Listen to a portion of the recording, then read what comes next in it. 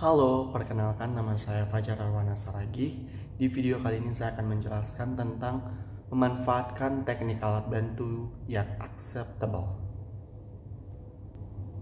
1. Pengertian alat bantu yang acceptable. Alat bantu yang acceptable merujuk pada teknik atau teknologi yang digunakan untuk membantu proses pekerjaan, pembelajaran, atau kegiatan lainnya yang dapat diterima secara luas dan memberikan manfaat sesuai dengan konteksnya. Alat bantu ini harus yang pertama, mudah diakses oleh pengguna, kedua, sesuai dengan kebutuhan, dan yang ketiga, efektif dalam membantu menyelesaikan tugas atau mencapai tujuan tertentu.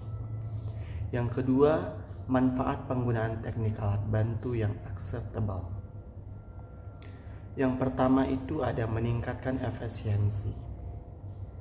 Alat bantu membantu mempercepat penyelesaian tugas dan meminimalkan kesalahan. Yang kedua, meningkatkan pemahaman. Dalam pembelajaran atau pelatihan, alat bantu visual, audio, atau interaktif dapat memperjelas materi dan membantu pengguna memahaminya dengan lebih baik. Yang ketiga, memfasilitasi kolaborasi. Teknologi seperti perangkat lunak kolaboratif memungkinkan banyak orang bekerja bersama secara real-time terlepas dari lokasi mereka.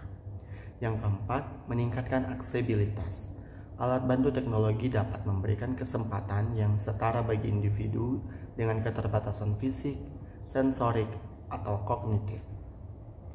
Yang ketiga, contoh teknik alat bantu yang acceptable di berbagai bidang. Yang pertama ada di bidang pendidikan. Satu itu ada presentasi multimedia. Menggunakan PowerPoint, Prezi, atau Google Slides untuk memvisualisasikan materi pelajaran sehingga lebih menarik dan mudah dipahami.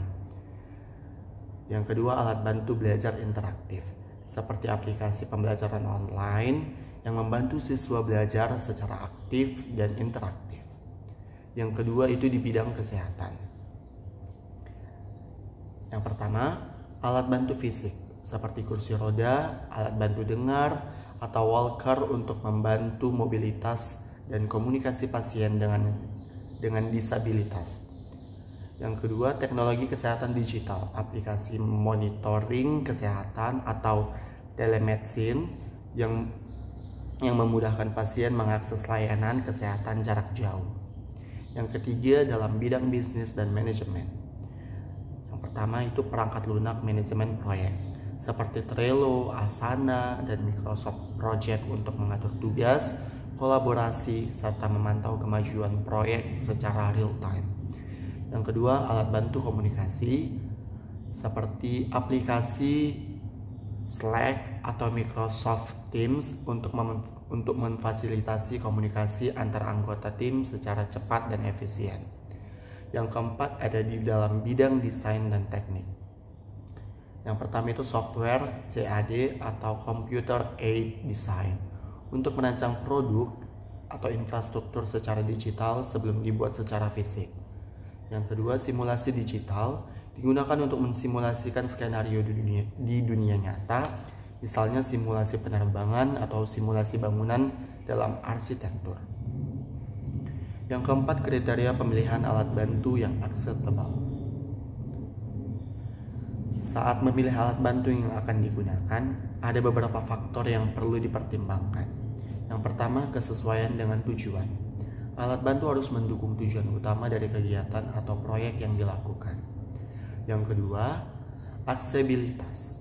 Alat bantu harus mudah diakses oleh semua orang yang terlibat, termasuk mereka yang memiliki keterbatasan fisik atau teknis. Yang ketiga, efisiensi. Alat bantu harus membantu mempermudah dan mempercepat pekerjaan, bukan menambah kerumitan. Yang keempat, keterjangkauan. Perhatikan aspek biaya, baik biaya pembelian perangkat maupun biaya pelatihan pengguna.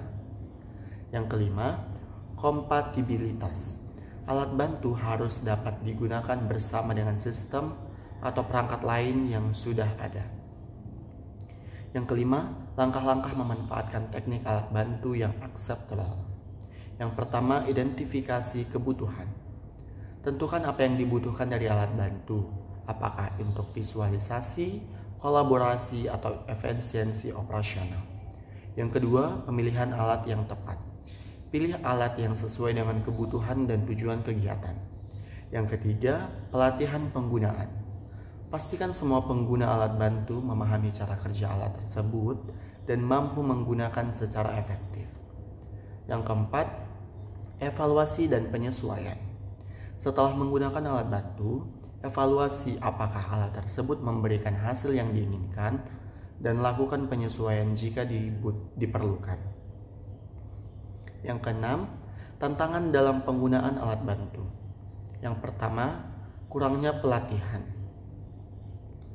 Tidak semua orang memiliki keterampilan yang sama dalam menggunakan teknologi, sehingga pelatihan menjadi penting. Yang kedua, biaya. Beberapa alat bantu teknologi mungkin memiliki harga yang tinggi atau membutuhkan investasi jangka panjang.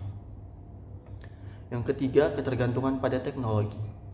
Penggunaan alat bantu yang berlebihan dapat menyebabkan ketergantungan pada teknologi dan mengurangi kemampuan berpikir kritis atau manual. Dan sekarang kita masuk kepada kesimpulan. Memanfaatkan teknik alat bantu yang acceptable sangat penting untuk meningkatkan efisiensi, efektivitas, dan aksesibilitas dalam berbagai bidang. Pemilihan alat bantu yang tepat dan sesuai dengan konteks yang sangat berperan dalam memastikan kesuksesan penggunaan alat bantu tersebut. Selain itu, penting untuk terus mengevaluasi alat bantu yang digunakan dan memastikan bahwa mereka memenuhi kebutuhan pengguna serta mendukung pencapaian tujuan. Demikian video yang dapat saya sampaikan tentang materi tersebut. Sekian dan terima kasih.